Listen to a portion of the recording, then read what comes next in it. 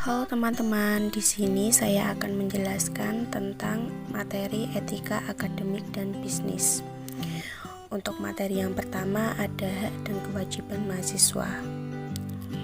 Berikut adalah hak dan kewajiban mahasiswa menurut pasal 109 dan PP nomor 60 tahun 1999. Mahasiswa mempunyai hak, yaitu menggunakan kebebasan akademik secara bertanggung jawab untuk menuntut dan mengkaji ilmu sesuai dengan norma dan asusila yang berlaku dalam lingkungan akademik, memperoleh pengajaran sebaik-baiknya dan layanan bidang akademika sesuai dengan minat, bakat, kegemaran, dan kemampuan, memanfaatkan fasilitas perguruan tinggi dalam rangka kelancaran proses belajar, mendapat bimbingan dari dosen yang bertanggung jawab atas program studi yang diikutinya dalam penyelesaian studinya, memperoleh layanan informasi yang berkaitan dengan program studi yang diikutinya serta hasil belajarnya,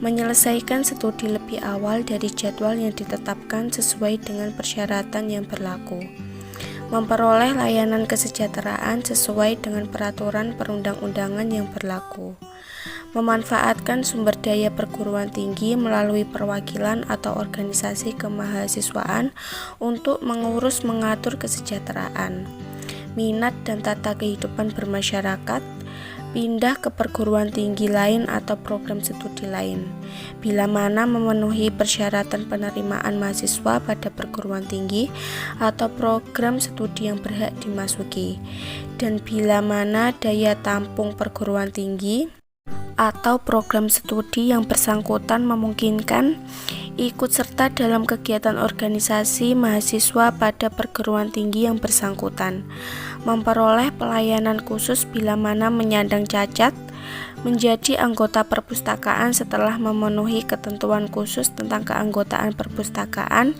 pelaksanaan ketentuan sebagaimana dimaksud dalam ayat 1 diatur oleh pimpinan masing-masing perguruan tinggi.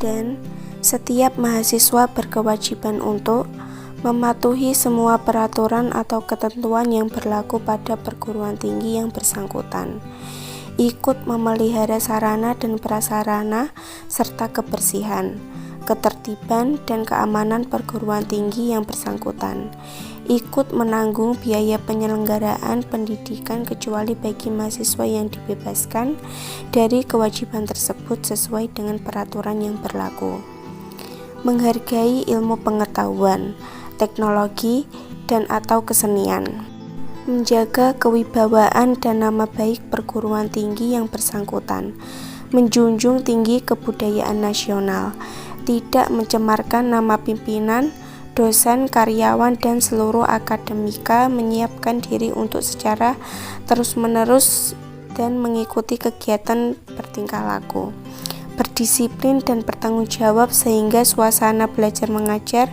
tidak terganggu, memelihara penampilan sesuai dengan statusnya sebagai mahasiswa yang berkepribadian. Poin-poin yang sudah saya jelaskan adalah hak dan kewajiban yang paling tidak harus diketahui oleh mahasiswa. Paling tidak penjelasan tersebut dapat menjadi gambaran bagaimana mahasiswa harus dapat melakukan perannya dengan baik. Materi yang kedua adalah perilaku etis dan tidak etis. Pengertian perilaku etis menurut Griffin dan Ebert 2006. Perilaku etis adalah perilaku yang sesuai dengan norma-norma sosial yang diterima secara umum sehubungan dengan tindakan-tindakan yang benar dan baik. Menurut Tikolah 2006, perilaku etis adalah sikap dan perilaku yang sesuai dengan norma-norma sosial yang diterima secara umum sehubungan dengan tindakan-tindakan yang bermanfaat. Berikutnya adalah indikator perilaku etis menurut Eileen Rahman 2006. Terdapat beberapa indikator yang menjadi ciri-ciri seseorang sudah menjalankan perilaku etis, antara lain yaitu sebagai berikut. Yang pertama, memahami dan mengenali perilaku sesuai kode etik yang mengikuti kode etik profesi, jujur dalam menggunakan dan mengelola sumber daya di dalam lingkup atau otoritasnya, dan memastikan bahwa apa yang dilakukan itu tidak melanggar kode etik. Yang kedua, melakukan tindakan yang konsisten dengan nilai dan keyakinan, yaitu melakukan tindakan yang konsisten dengan nilai dan keyakinan. Berbicara tentang ketidaketisan, meskipun hal itu akan menyakiti kolega atau teman dekat, dan jujur dalam berhubungan dengan orang lain. Yang ketiga, bertindak berdasarkan nilai dan norma, meskipun sulit untuk melakukan itu, yaitu secara terbuka mengakui telah melakukan kesalahan berterus terang dalam segala hal. Dan yang terakhir, bertindak berdasarkan nilai dan norma walaupun ada resiko atau biaya yang cukup besar, yaitu mengambil tindakan atas perilaku orang lain yang tidak etis. Bersedia untuk mundur atau menarik produk atau jasa karena praktik bisnis kinerja yang tidak etis, menentang orang-orang yang mempunyai kekuasaan demi menegakkan nilai dan norma. Pengertian perilaku tidak etis menurut Thayyibatun 2012. Perilaku tidak etis adalah perilaku yang menyimpang dari tugas pokok atau tujuan utama yang telah disepakati. Perilaku tidak etis seharusnya tidak bisa diterima secara moral karena mengakibatkan bahaya bagi orang lain dan lingkungan. Berikut adalah indikator-indikator perilaku tidak etis menurut Thayyibatun 2012. Yang ke-1, perilaku yang menyalahgunakan kedudukan atau posisi. Yang kedua, perilaku yang menyalahgunakan kekuasaan. Yang ketiga, perilaku yang menyalahgunakan sumber daya organisasi. Yang keempat, perilaku yang tidak berbuat apa-apa. Berikutnya kita akan membahas tentang materi etika pergaulan. Apa itu etika pergaulan? Pergaulan adalah interaksi antara individu dalam mengenal lingkungan sosialnya, bisa bersifat luas yakni pergaulan dengan banyak orang atau sering bergaul dengan orang lain. Pergaulan yang sehat adalah pergaulan yang mengarah kepada pembentukan kepribadian yang sesuai dengan nilai dan norma sosial, kesusilaan dan kesopanan yang berlaku. Etika pergaulan adalah sopan santun atau tata krama dalam pergaulan yang sesuai dengan situasi dan keadaan serta tidak melanggar norma-norma yang berlaku, baik norma agama, kesopanan, adat, hukum, dan lain-lain. Dalam bergaul, kita juga sebaiknya pandai menempatkan diri dan dapat membedakan bagaimana sikap kita terhadap orang yang lebih tua dan yang lebih muda. Orang yang lebih tua atau yang dituakan harus kita hormati, yang sebaya harus dihargai, dan yang lebih muda harus kita sayangi. Bagaimana sikap dalam pergaulan? Agar terjadi hubungan yang selaras, serasi, sesuai dengan etika pergaulan, seseorang perlu bersikap antara lain yaitu perhatian terhadap orang lain, menghormati orang yang lebih tua atau yang dituakan, teman sebaya harus dihargai dan yang lebih muda harus kita sayangi, mengetuk pintu jika ingin masuk suatu ruangan, memberi salam jika berjumpa seseorang, meminta maaf jika melakukan kesalahan, melakukan perintah dengan wajah cerah, dapat menempatkan diri, sanggup menyesuaikan diri dengan lingkungan, rendah hati dan tidak ingin menang sendiri, siap memberi bantuan sesuai dengan batas kemampuan, dan mengucapkan terima kasih jika menerima bantuan dari orang lain, dan tidak membeda-bedakan sesama dalam pergaulan. Itulah contoh dalam sikap pergaulan. Berikut adalah tata cara etika berpakaian, yaitu mengenakan pakaian bersih, rapi, sopan, serasi, dan tidak berlebihan yang sesuai dengan tempat, waktu, dan situasi. Pada kegiatan upacara atau kegiatan khusus harus mengikuti ketentuan pakaian beserta kelengkapan yang berlaku. Berikut adalah contoh etika berpakaian di area kampus, yaitu Memakai pakaian yang rapi, bersepatu, dan tidak memakai sandal. Tidak memakai baju atau kaos tanpa lengan dan atau tanpa kerah. Tidak berpakaian ketat dan rok mini bagi mahasiswa perempuan. Tidak berpakaian dengan menggunakan bahan yang tembus pandang atau transparan. Tidak menutupi sebagian besar muka atau wajah. Berikutnya, berpenampilan menggunakan tata rias yang sopan, yaitu tidak bertindik baik hidung, telinga, atau yang lain, tidak berambut gondrong, dan tidak memakai anting-anting atau subang bagi mahasiswa laki-laki. Tidak merokok di ruang kuliah, ruang praktikum, laboratorium, ruang pimpinan fakultas, ruang dosen, ruang administrasi, dan ruang lain-lain. Menjaga keamanan, ketenangan, kebersihan, dan keindahan kampus, yaitu melakukan kegiatan antara jam 6 sampai jam 10 waktu Indonesia Barat, dan apabila mahasiswa melakukan kegiatan di luar jam tersebut maka harus ada izin dari pimpinan fakultas. Dan tidak melakukan tindakan kriminal dan asusila termasuk membawa senjata tajam dan senapan, membawa atau menggunakan nafza, dan membawa barang-barang porno, dan tidak membawa hewan peliharaan di area kampus, dan menempatkan kendaraan di tempat yang sudah disediakan. Dan selanjutnya saya akan memberikan contoh etika berpakaian di tempat kerja. Dalam dunia kerja, selain skill dan pengalaman kerja, busana juga memegang peranan penting dalam menunjang kinerja seseorang.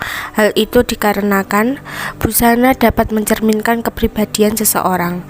Dari cara berbusananya, kita dapat melihat karakteristik seseorang, apakah dia tipe orang yang periang atau serius, dan lain sebagainya.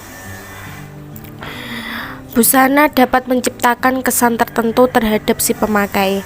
Dengan berbusana, maka seseorang dapat menciptakan kesan yang ingin orang lain tangkap darinya. Misalnya saja, untuk menciptakan kesan glamor, maka seorang menggunakan busana yang bermerek dan terkesan mahal. Busana dapat membuat seseorang diterima di lingkungan pekerjaan. Ada beberapa perusahaan di mana para karyawannya tidak suka dengan busana tertentu. Misalnya, karyawan PT Indofood tidak suka melihat ada karyawati yang memakai rok ketat dan pendek. Ketika ada karyawati yang memakai busana seperti itu, maka ia tidak akan diterima dalam pergaulan di perusahaan tersebut. Namun ada juga beberapa perusahaan yang menuntut karyawatinya untuk menggunakan rok, meskipun tidak ketat dan pendek. Dan busana dapat menutupi kelemahan fisik seseorang. Motif atau corak pakaian, model busana, dan aksesoris dapat menutupi kelemahan fisik yang ada di tubuhnya pemakainya. Oleh karena itu, dengan menggunakan perpaduan yang tepat, maka dapat menciptakan kepercayaan diri bagi si pemakai. Selain 4 faktor di atas, sebenarnya masih banyak lagi fungsi busana. Oleh karena itu, penting bagi seseorang untuk tidak sekedar berbusana asal-asalan, namun juga harus memperhatikan berbagai aspek seperti postur tubuh, warna kulit, image yang ingin ditampilkan, dan kebudayaan perusahaan, namun tetap menampilkan kepribadian diri sendiri. Dari busana juga kita dapat memposisikan bagaimana orang lain menilai kita. Misalnya, seseorang yang ingin dinilai modis, maka ia akan mengenakan pakaian maupun aksesoris yang up to date dan sesuai dengan tren masa kini. Lebih dari sekedar menciptakan image dan kepribadian, busana juga dianggap penting dalam menciptakan rasa nyaman ketika seseorang memakainya. Untuk mengetahui etika berbusana di dalam pekerjaan, simak tips berikut ini. Memakailah pakaian yang sopan dan tidak ketat. Memakai sepatu yang bersih dan nyaman di kaki. Jangan memamerkan kekayaan di dalam area pekerjaan, dan jangan berlebihan. Itulah beberapa contoh memakai etika pakaian di dalam pekerjaan. Materi berikutnya adalah etika komunikasi dosen dan mahasiswa. Sebagai makhluk sosial, kita tentu tahu bahwa etika adalah termasuk hal mendasar dalam kehidupan manusia. Sebagai makhluk sosial, tentunya komunikasi tidak lepas dari kehidupan sehari-hari kita. Etika komunikasi mencakup segala nilai dan norma yang menjadi standar dan acuan manusia dalam berkomunikasi dengan orang lain. Etika komunikasi menilai mana tindakan komunikasi yang baik dan buruk berdasarkan standar yang berlaku. Khususnya etika mahasiswa terhadap dosen baik secara langsung maupun melalui media elektronik seperti pesan WA, email, telepon, dan sebagainya. Berikut adalah beberapa contoh pesan mahasiswa yang kurang beretika terhadap dosen. Yang pertama, tidak adanya identitas. Bu, Ibu ada di mana sekarang? Hari ini ke kampus gak, Bu? Atau, Pak, posisi di mana? Saya sudah di kampus. Jika mahasiswa menuliskan pesan seperti itu tidak adanya identitas, maka jangan harap bisa direspon cepat oleh dosen. Setiap dosen mungkin berurusan dengan ratusan mahasiswa setiap harinya dan tidak menyimpan nomor kontak seluruh mahasiswa. Dan yang kedua, memerintah dosen. Bu, tolong dikoreksi ya, Bu. Saya pengen cepat lulus. Kalau misalnya remet saya diganti beli buku aja gimana, Bu? Boleh ya, Bu? Atau Pak, saya lagi ada kerjaan banyak. Tugas Bapak saya kirimkan besok saja ya, Pak. Harap maklum ya, Pak. Dosen adalah pendidik yang menyampaikan berbagai ilmu pengetahuan kepada mahasiswa dan dosen pada umumnya lebih tua dari mahasiswa. Sehingga komunikasi dengan tipe memerintah sangat tidak beretika. Jika membutuhkan sesuatu, mahasiswa bisa memintanya dengan gaya bahasa yang lebih sopan. Contoh yang ketiga ada tidak tahu waktu. Banyak dosen yang mengeluh mendapatkan pesan bahkan telepon dari mahasiswa di tengah malam. Menghubungi dosen di waktu istirahat bukan hanya tidak beretika, tapi tidak manusiawi, karena menghubungi siapapun tidak pantas dilakukan di tengah malam, kecuali untuk keadaan yang sangat darurat. Pilihlah waktu yang tepat untuk menghubungi dosen, misalnya pada saat jam kerja ketika dosen ada di kampus. Dan itulah beberapa contoh pesan mahasiswa yang kurang beretika terhadap dosen. Selanjutnya yaitu pedoman etika komunikasi mahasiswa dengan dosen secara lisan. Secara umum selalu gunakan bahasa formal ketika berkomunikasi dengan dosen. Ada beberapa hal yang perlu diperhatikan ketika berkomunikasi secara lisan dengan dosen, yaitu yang pertama, gunakan kata ganti saya dan jangan menggunakan kata ganti aku menjadi aku, gue, atau yang sejenisnya. Yang kedua, selalu perkenalkan diri dan status Anda. Misalnya, saya Adelia Kusuma Ardani, mahasiswa bimbingan skripsi Bapak. Karena tidak semua dosen sanggup mengingat-ingat seluruh mahasiswa bimbingannya yang selalu berubah tiap semester. Yang ketiga, jelaskan keperluan Anda. Misalnya, saya memerlukan persetujuan Bapak untuk mengajukan sidang skripsi. Yang keempat, sampaikan terima kasih. Setelah keperluan Anda terpenuhi, dan perhatikan waktu. Jangan mengganggu saat dosen sedang makan atau ketika sedang ada bimbingan dengan mahasiswa lain. Dan itulah beberapa penjelasan dari saya tentang etika komunikasi mahasiswa dengan dosen. Materi selanjutnya adalah etika organisasi. Berikut adalah pengertian organisasi menurut Robbins dan Jutke. Menyatakan bahwa organisasi merupakan suatu unit sosial yang dikoordinasi secara sadar, terdiri atas 2 orang atau lebih, yang berfungsi dalam suatu basis yang kontinu untuk mencapai suatu tujuan bersama atau serangkaian tujuan. Sementara itu, Weber dalam Little John dan Voss mendefinisikan sebuah organisasi sebagai sebuah sistem kegiatan interpersonal yang memiliki maksud tertentu yang dirancang untuk menyelaraskan tugas-tugas individu.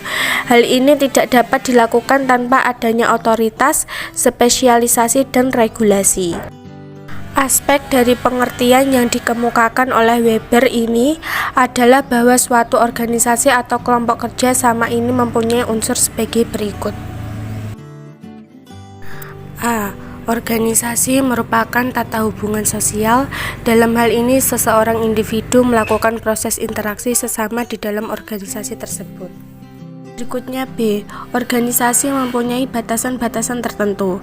Dengan demikian, seseorang yang melakukan hubungan interaksi dengan lainnya tidak atas kemauan sendiri, mereka dibatasi oleh aturan-aturan tertentu.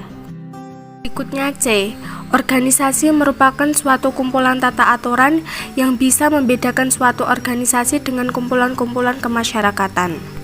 Tata aturan ini menyusun proses interaksi di antara orang-orang yang bekerja sama di dalamnya, sehingga interaksi tersebut tidak muncul begitu saja.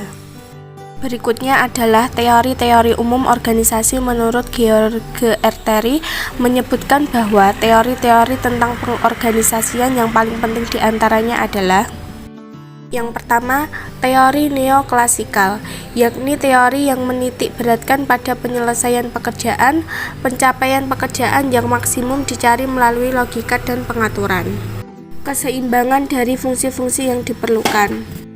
Selanjutnya B. Teori fungsi, yakni teori yang menyatakan bahwa seorang individu menggunakan organisasi untuk mencapai tujuan pribadi dan sebaliknya. Orang menggunakan individu-individu tersebut untuk mencapai tujuannya melalui proses personalisasi. Si individu mencari kebebasan untuk keputusan dan melakukan tugasnya secara optimal. Sedangkan organisasi tersebut melalui proses sosialisasi menginginkan pelaksanaan tugas-tugas kerja dan memberi imbalan atau hukuman. Proses personalisasi dan sosialisasi tersebut dirangkum melalui pengorganisasian menurut teori tersebut. C. Teori kuantitatif, yakni faktor-faktor yang dapat diukur dan berpengaruh terhadap pengorganisasian dipadukan di sini dan diproses sedemikian rupa guna mendapatkan organisasi yang baik yang dapat mengatasi hambatan-hambatan. Gambaran faktor-faktor yang dapat diukur adalah jumlah keputusan yang diambil oleh setiap manajer dan jumlah orang yang melapor kepada seorang manajer. Di dalam keadaan-keadaan tertentu, dibuat model-model matematis dan rumusan-rumusan tugas. Teori tersebut berusaha untuk meningkatkan ketepatan kerja dan perubahan orang tersebut. Berikutnya D. Teori sistem. Di dalam teori ini, pengorganisasian dipandang sebagai sistem dari variabel-variabel yang saling mengisi dan di dalamnya termasuk individu-individu. Berikutnya adalah Robbins dan Judge 2013 mendefinisikan perilaku organisasi sebagai studi yang menginvestasi pengaruh individu, kelompok, dan struktur terhadap perilaku di dalam organisasi untuk tujuan penerapan pengetahuan demi peningkatan efektivitas organisasi. Di sisi lain, aspek-aspek tingkah laku individu dalam suatu organisasi terangkum dalam perilaku organisasi. Rangkuman yang menyeluruh bahwa perilaku organisasi adalah secara langsung berhubungan dengan pengertian, ramalan, dan pengendalian terhadap tingkah laku orang-orang dalam suatu organisasi, dan bagaimana perilaku orang-orang tersebut mempengaruhi usaha-usaha pencapaian tujuan organisasi. Adapun gambaran-gambaran umum perilaku individu terhadap organisasi dapat dilihat sebagaimana pada model umum perilaku dalam organisasi. Dan berikutnya adalah etika dalam berorganisasi. Yang pertama, melaksanakan tugas dan wewenang sesuai ketentuan yang berlaku. Yang kedua, menjaga informasi yang bersifat rahasia. Yang ketiga, melaksanakan setiap kebijakan yang ditetapkan oleh pejabat yang berwenang. Yang keempat, membangun etos kerja dan meningkatkan kinerja organisasi. Yang kelima, menjalin kerjasama secara kooperatif dengan unit kerja lain yang terkait dalam rangka pencapaian tujuan. Yang keenam, memiliki kompetensi dalam melaksanakan tugas. Yang ketujuh, patuh dan taat terhadap standar operasional dan tata kerja. Yang kedelapan, mengembangkan pemikiran secara kreatif dan inovatif dalam rangka peningkatan kinerja organisasi. Dan yang terakhir, berorientasi pada upaya peningkatan kualitas kerja. Itulah materi yang sudah saya jelaskan tentang etika berorganisasi. Dan saya akan menjelaskan materi yang terakhir, yaitu etika di lingkungan kampus. Etika kampus adalah ketentuan atau peraturan yang mengatur perilaku atau tata krama yang harus dilaksanakan oleh setiap mahasiswa. Etika kampus meliputi dua hal penting, yaitu ketertiban dan tata krama. Mengapa etika kampus sangat penting bagi mahasiswa? Dengan etika, mahasiswa dapat berperilaku sopan dan santun terhadap siapapun dan apapun itu. Sebagai seorang mahasiswa yang beretika, mahasiswa harus memahami kebebasan dan tanggung jawab, karena banyak mahasiswa yang apabila sedang berdemonstrasi, memaknai kebebasan dengan kebebasan yang tidak bertanggung jawab. Pentingnya etika kampus bagi mahasiswa. Mahasiswa adalah sekumpulan manusia berpendidikan yang berperan sebagai agen of change, yang mana nantinya akan menjadi generasi penerus bangsa yang dapat membawa Indonesia menjadi negara maju dan sejahtera. Selain memiliki kecerdasan dalam berpikir, mahasiswa juga dituntut untuk memiliki etika yang baik. Kecerdasan tanpa etika adalah nol. Etika sendiri adalah peraturan atau norma yang dapat digunakan sebagai acuan bagi perilaku seseorang yang berkaitan dengan tindakan yang baik dan buruk yang dilakukan oleh seseorang, dan merupakan suatu kewajiban dan tanggung jawab moral. Etika ini harus dipupuk di lingkungan kampus sejak menjadi mahasiswa baru. Etika kampus merupakan salah satu penerapan karakter building dalam dunia pendidikan yang dapat membentuk karakter dan watak mahasiswa agar menjadi lebih baik, lebih sopan dalam tataran etika maupun perilaku dalam kehidupan perkuliahan. Beberapa etika kampus yang patut diperhatikan oleh mahasiswa adalah berkaitan dengan pakaian, sopan santun terhadap dosen maupun civitas akademika lainnya, saling menghormati antar mahasiswa, menjaga kebersihan dan ketertiban, turut merawat fasilitas bersama, dan lain sebagainya.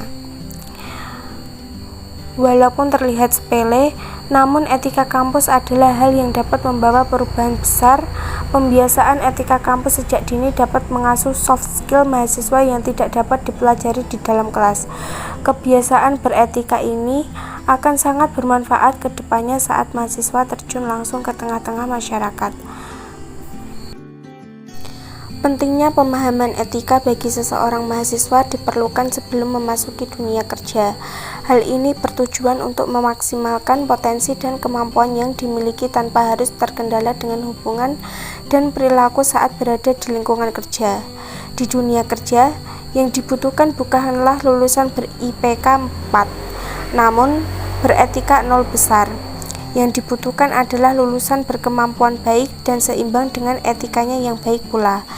Dengan etika, kita akan disegani dan dihargai oleh orang lain di dalam melakukan pekerjaan.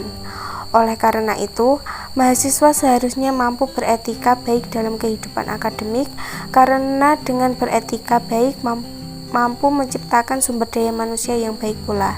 Indonesia butuh perubahan. Mahasiswa beretika baik adalah salah satu kunci penyelesaiannya. Berikut saya akan menjelaskan etika umum mahasiswa di kampus. Penjelasan yang pertama ada etika busana, penjelasan kedua ada etika pergaulan, penjelasan ketiga ada etika lingkungan. Yang pertama, etika busana. Pakaian sopan disesuaikan dengan peran dan lingkungan, berpenampilan rapi, dan pakaian mahasiswa di luar kampus dalam peran sebagai utusan fakultas untuk menghadiri undangan resmi adalah jaket alma mater dengan rok atau celana yang sopan bagi wanita atau celana panjang bagi pria. Yang kedua ada etika pergaulan, yaitu berperilaku dan bertutur kata yang sopan, dapat menjadi contoh di lingkungan di mana mahasiswa berada, dan berupaya mengaplikasikan ilmu, pengetahuan, dan teknologi yang dipelajari di masyarakat sebagai wujud pengabdian. Yang ketiga ada etika lingkungan, yaitu mahasiswa memiliki kepedulian terhadap kebersihan, kesehatan, dan keindahan kampus. Dan mahasiswa tidak merokok di ruang kuliah dan ruangan kantor di lingkungan kampus, dan hemat dalam menggunakan listrik dan air. Itulah beberapa contoh etika umum mahasiswa di kampus. Dan berikutnya adalah etika perkuliahan mahasiswa di kampus, yaitu yang pertama etika waktu, dan yang kedua interaksi dalam perkuliahan. Saya akan menjelaskan yang etika waktu. Mahasiswa mempunyai komitmen tinggi terhadap waktu. Yang kedua, mahasiswa mengikuti tatap muka di kelas secara teratur sesuai dengan jadwal tatap muka yang telah ditetapkan. Yang ketiga, jujur dalam mengisi daftar hadir kuliah, tidak menitip tanda tangan. Yang keempat, mahasiswa mematuhi komitmen waktu yang telah dijanjikan kepada dosen. Misalnya, kegiatan konsultasi di luar acara tatap muka di kelas ataupun pada kegiatan bimbingan skripsi. Dan yang kedua, interaksi dalam perkuliahan. Yang pertama, berani mengemukakan pendapat dan siap menerima pendapat orang lain dalam proses belajar mengajar. Dan yang kedua, mahasiswa mempunyai tanggung jawab untuk mengerjakan tugas-tugas yang dibebankan dosen dalam proses belajar mengajar sesuai dengan kontrak belajar. Yang ketiga, mahasiswa tidak menggunakan telepon genggam pada waktu kegiatan pembelajaran. Terima kasih teman-teman yang sudah menonton video saya sampai selesai. Saya Adelia Kusuma Ardani, NIM 211002954 dari kelas MC. Pamit undur diri. Assalamualaikum warahmatullahi wabarakatuh.